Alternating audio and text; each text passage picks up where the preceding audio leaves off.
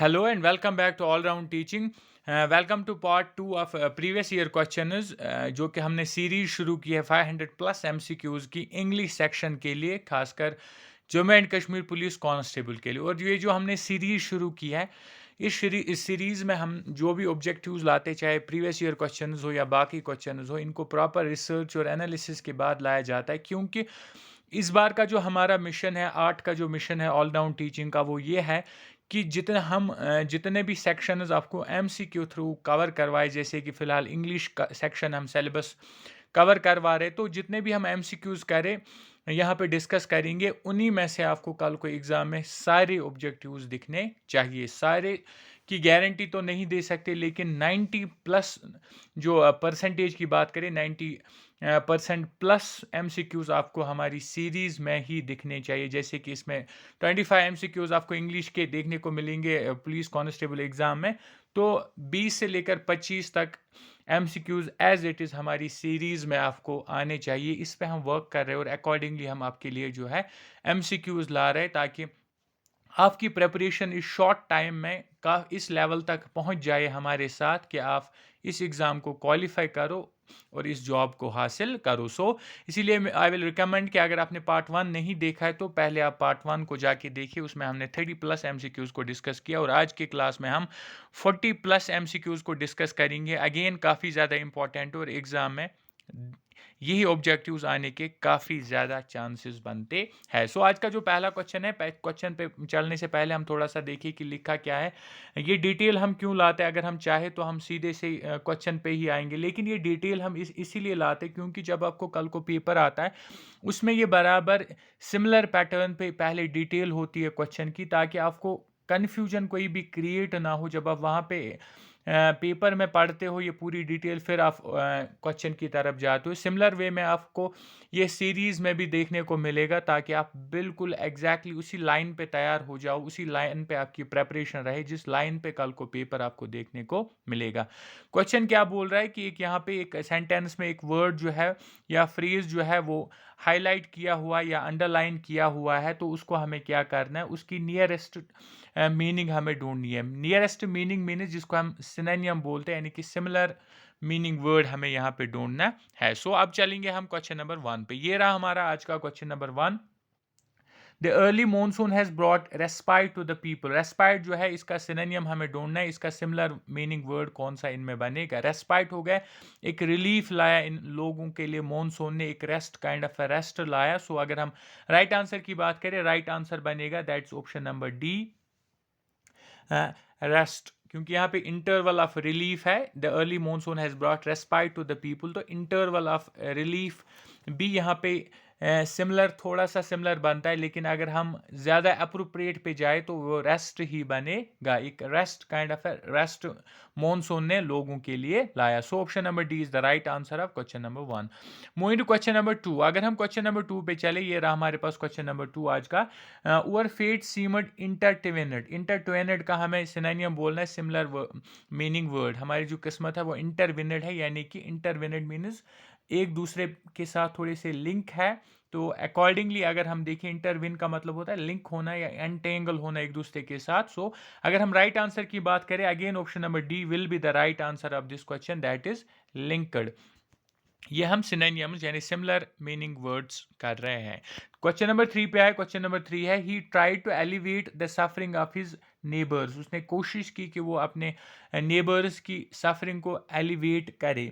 Elevate करने का मतलब थोड़ा सा कम करे या डाइवर्ट करे, ऐसा कुछ। और अगर हम सेम वर्ड ढूंढे इन 4 वर्डों में, तो ऐसा वर्ड एक ही हमें देखने को मिलेगा, और that is option number B, dissipate. Dissipate का मतलब होता है कम करने की कोशिश करना, कम करना या दूर करना या थोड़ा सा फेड अवे करना, उसको हम डिसिपेट बोलते हैं। और ये एलिवेट का जो है सिनोनिम यहाँ पे बनता है। नाउ ये थे सिनोनिम में से 3 क्वेश्चन। नेक्स्ट 3 क्वेश्चन जो है वो है एंटोनियम्स, यानी कि अपोजिट मीनिंग वर्ड्स, यानी जो भी अंडरलाइनेड वर्ड्स या फ्रेज है उसका नीचे ऑप्शंस में से हमें अपोजिट मीनिंग वर्ड ढूंढना है। चलते हम क्वेश्चन नंबर 4 पे। ये रहा हमारे पास क्वेश्चन नंबर 4। और क्वेश्चन नंबर 4 क्या कह रहा है, after he success in the examination he felt elated. यानी कि जब वो एग्जाम में काम पास हुआ, तो उसकी जो फीलिंग थी वो इलीटेड थी, यानी कि अच्छी फीलिंग थी जिसको हम बोल सकते हैं। और इसका अगर हम अपोजिट ढूंढने की कोशिश करें, इसका जो अपोजिट यहाँ पे सही बनता है वो बनता है option number D, that is Jubilant. Jubilant will be the right answer of this question.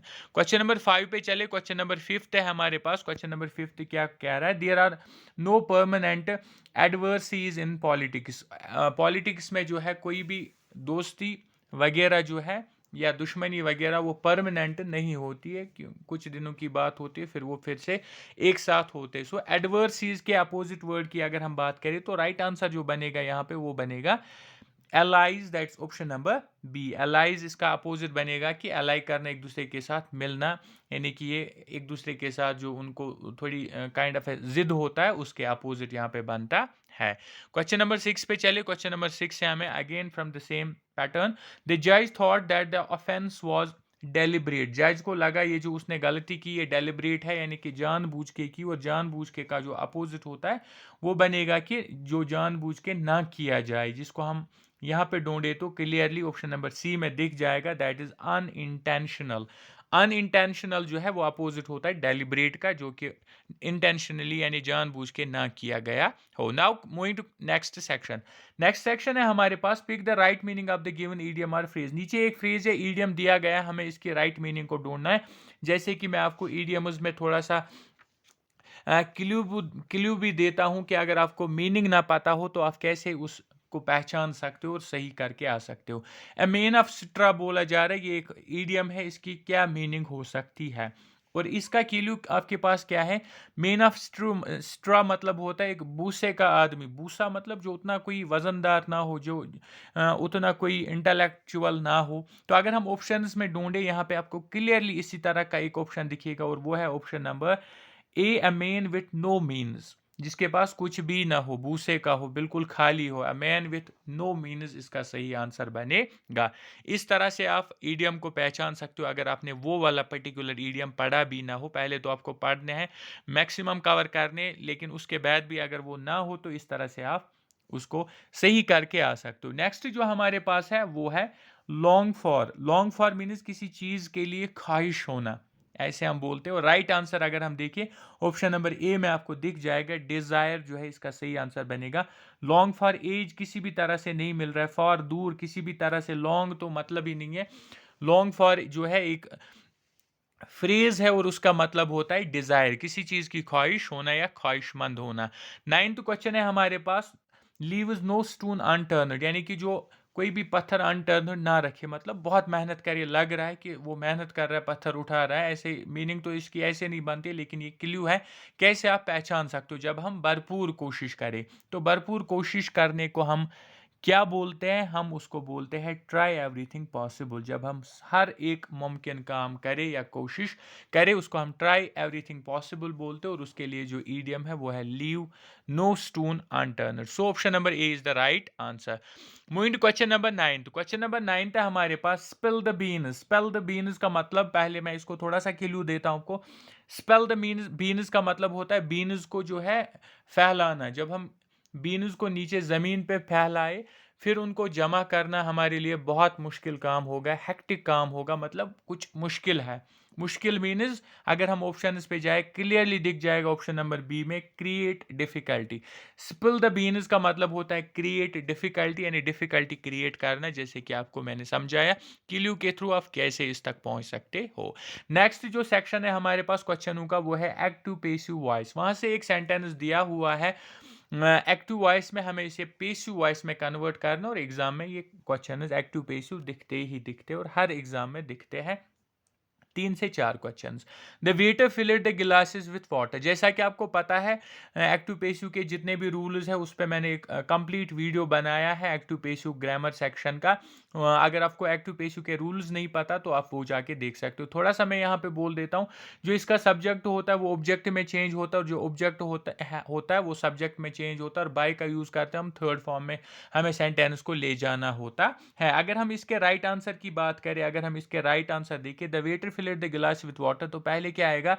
The glasses, क्योंकि ये प्लूरल है तो वायर का इस्तेमाल होगा, द गिलास is filled with water by the waiter, field यहाँ पे इसको मिस है, वर्ब भी मिस है। द गिलास is wire filled with water by the waiter, यहाँ पे वेयर का इस्तेमाल हुआ, बाय का इस्तेमाल हुआ, सब्जेक्ट ऑब्जेक्ट बराबर चेंज हुआ है।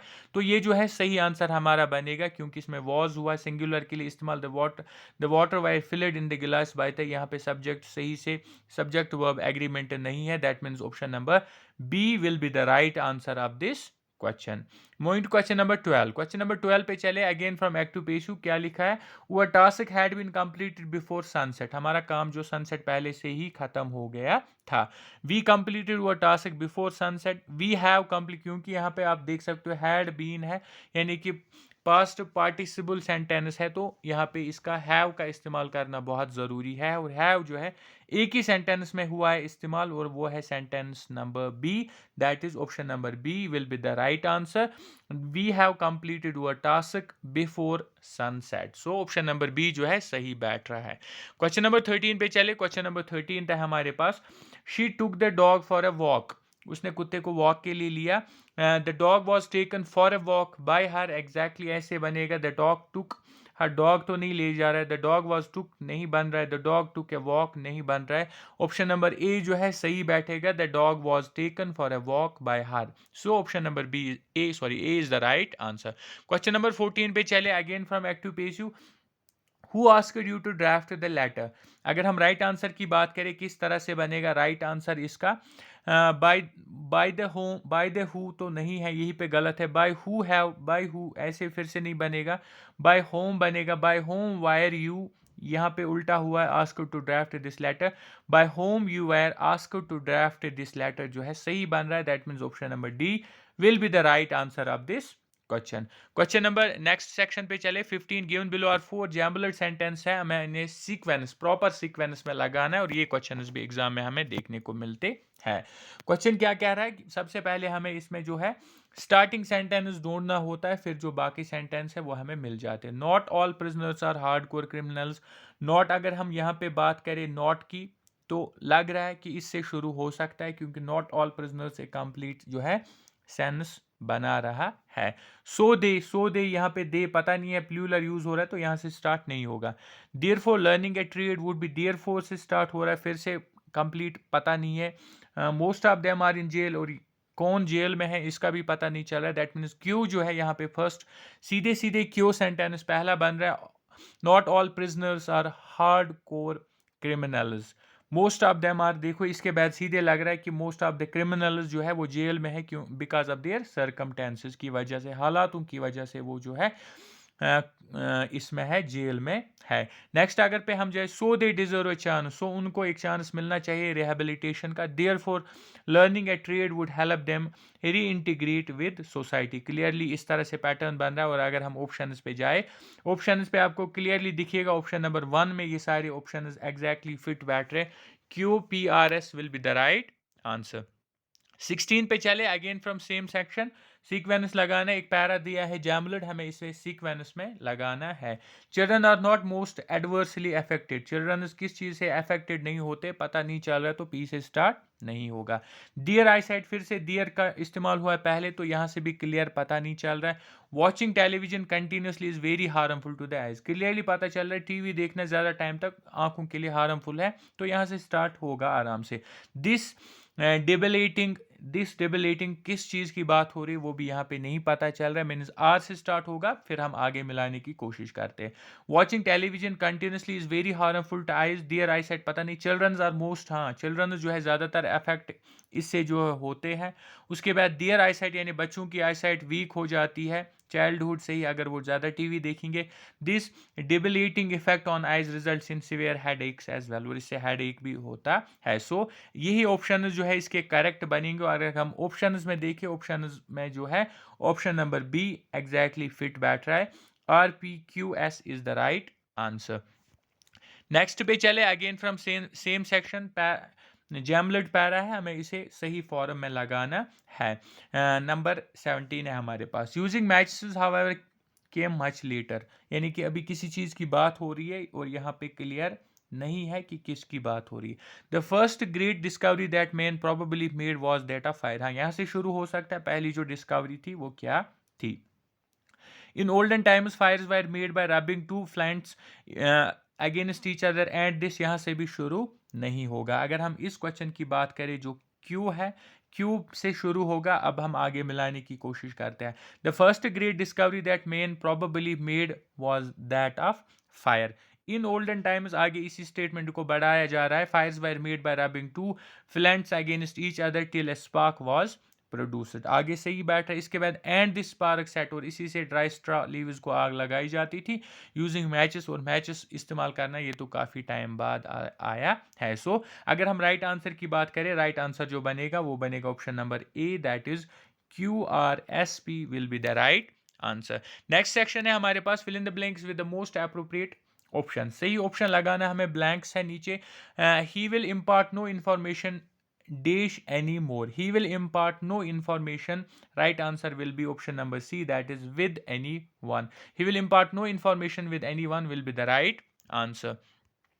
क्वेश्चन नंबर 19 है हमारे पास, the appearance of the city dash day by day. इस शहर की जो अपीयरेंस है यानी कि शक्ल, वो दिन ब दिन चेंज हो रही है। So is changing day by day. The appearance of the city is changing day by day. So option number B will be the right answer. Question number 20 पे चले। क्वेश्चन नंबर 20 हमारे पास, making pies and cakes Mrs Reddy's speciality. Making pies and cakes, right answer जो बनेगा that will be option number A will be right answer.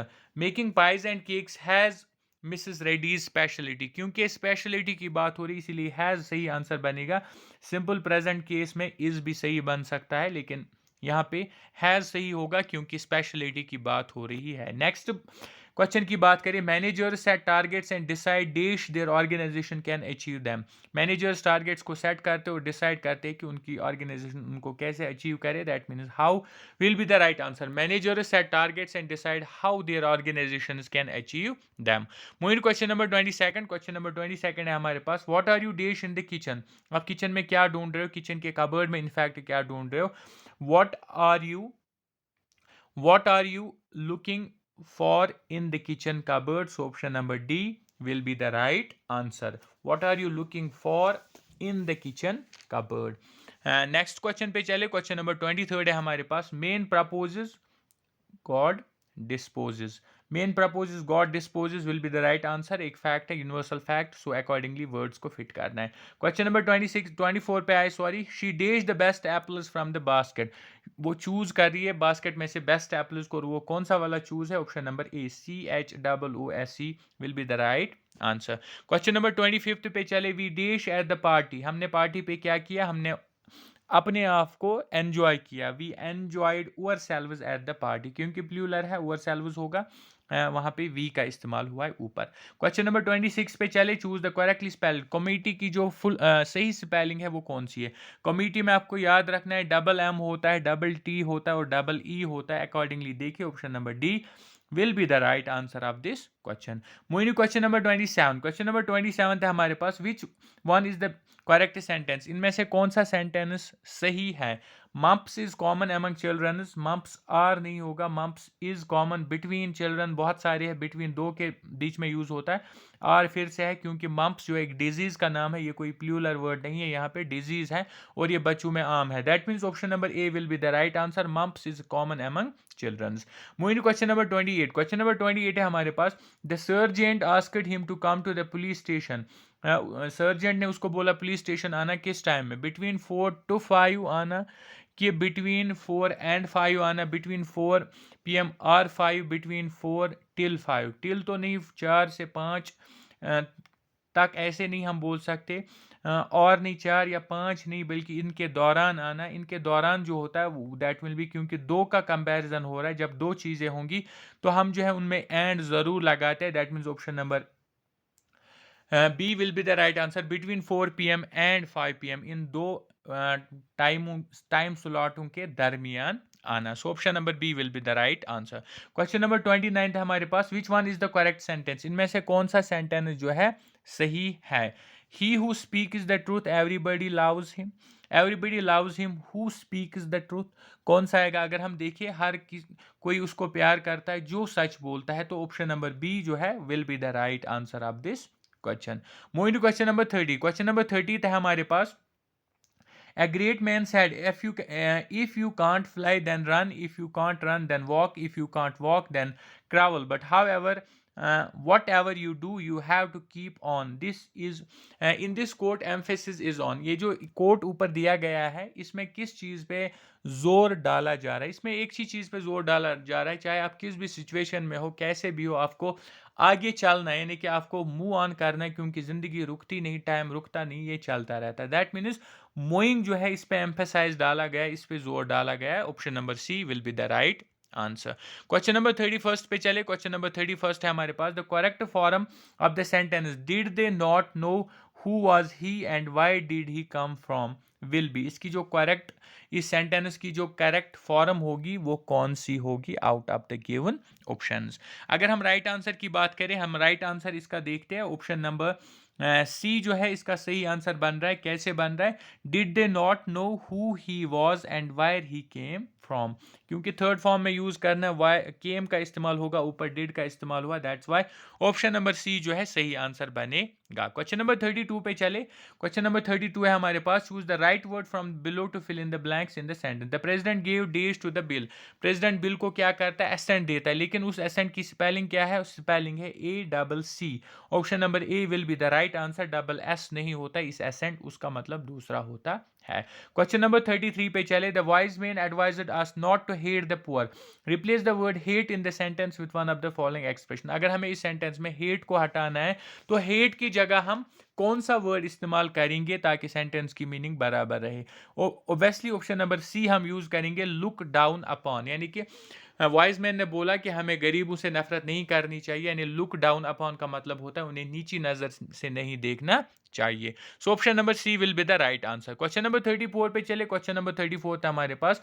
Fill in the blank in the sentence. He studied hard lest he dash fail. He studied hard lest he should fail. Lest means कि otherwise उसको मेहनत करने, otherwise वो fail हो जाएगा. लेस्ट he should fail यहाँ पे right answer बनेगा. क्वेश्चन नंबर 35 पे चले. What you told is Greek to me. In this sentence the Greek means, यानी आपने जो मुझे क्या बोला वो मेरे लिए सारा ग्रीक था. यानी ग्रीक का मतलब इस सेंटेंस में क्या है? ऑब्वियसली इसका मतलब है ऑप्शन नंबर डी अननोन, कि कुछ समझ में नहीं आया. ग्रीक मीन्स कि वो मुझे कुछ भी उसमें से समझ नहीं आया, और ग्रीक मीन्स यहाँ पे अननोन, कि मुझे पता नहीं वो क्या था और क्या मैंने कुछ समझा नहीं. सो option number D will be the right answer. Question number 36 पे चले. मनोहर इज गुड. क्रिकेट में अच्छा होना, यानी कि मनोहर इज गुड, इसको हम बोलते हैं मनोहर इज गुड एट क्रिकेट. क्योंकि क्रिकेट में वो अच्छा है, तो एट का सही इस्तेमाल होगा, प्रीपोजिशन यहाँ पे है. एंटोनियम, हमें लव का एंटोनियम चूज करना बिल्कुल इजी है, लेकिन एग्जाम में ओवर थिंक करने से जो है काफ़ी सारे एस्पिरेंट्स इस आसान क्वेश्चन को भी गलत कर देते हैं, क्योंकि वो बहुत कुछ सोचते हैं. इनमें जो है इन ऑप्शंस में वो ज़्यादा डूब जाते हैं, ओवर थिंक हो जाए तो लास्ट में गलत करते हैं. सीधे लव का जो एंटोनियम बनेगा वो हेट बनेगा. So option number D will be the right answer. Sharmistha is afraid of spiders. Preposition का इस्तेमाल करना, right preposition will be of. Option number D. Question number 39 पे चले. क्वेश्चन नंबर 39 था हमारे पास. He hardly tried for good luck. In this sentence the word hardly means. यहाँ पे हार्डली का मतलब क्या? हार्डली का मतलब होता है कि बिल्कुल कम करना. कम मीन्स ऑलमोस्ट नॉट, ना के बराबर, जिसको हम बोलते हैं. Option number A will be the right answer. Question number 30 पे चले. Where there is a dash there is a way. Clearly ये कोट है, where there is a well there is a way. So option number A will be the right answer. Why there is a will, there is a way. Question number 41 पे चले. Yesterday Rahim as well as Kareem dash present in the meeting. यानी कि कल रहीम और करीम जो है दोनों meeting में प्रेजेंट थे. तो हम क्या इस्तेमाल करेंगे? yesterday की बात है तो पास्ट इस्तेमाल करना है.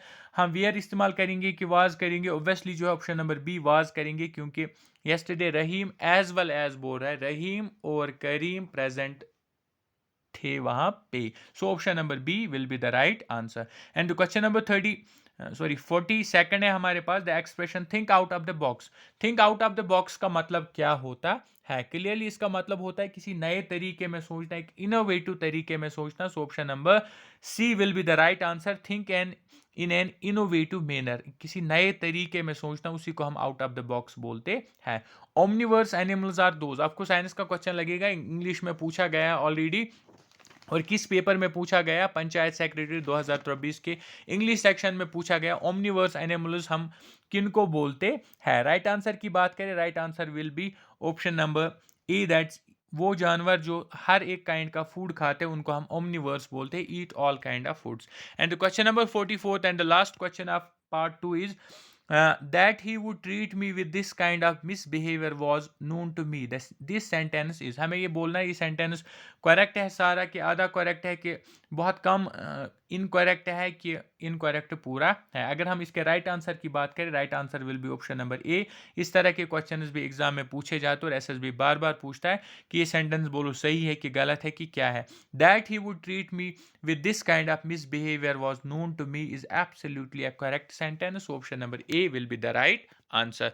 और एंड में अगर आपने अभी तक ऑलराउंड टीचिंग को सब्सक्राइब नहीं किया, डू सब्सक्राइब ऑलराउंड टीचिंग, क्योंकि यहाँ पे हम हर एक रिक्रूटमेंट की अपडेट आप तक सबसे पहले पहुँचाते और वो तब आप तक पहुँचेगी जब आपने ऑलराउंड टीचिंग को सब्सक्राइब किया हो। उसके अलावा Jammu and Kashmir police constable की तैयारी हम करा रहे, इंग्लिश के MCQ सीरीज चल रहे, अरिथमेटिक के क्वेश्चन जो है टॉपिक जो है उनको हम कवर करवा रहे हैं 1 by 1 और बाकी कॉम्पिटिटिव एग्जाम्स की तैयारी भी कराते हैं। So do subscribe all round teaching, like and share also. Thank you.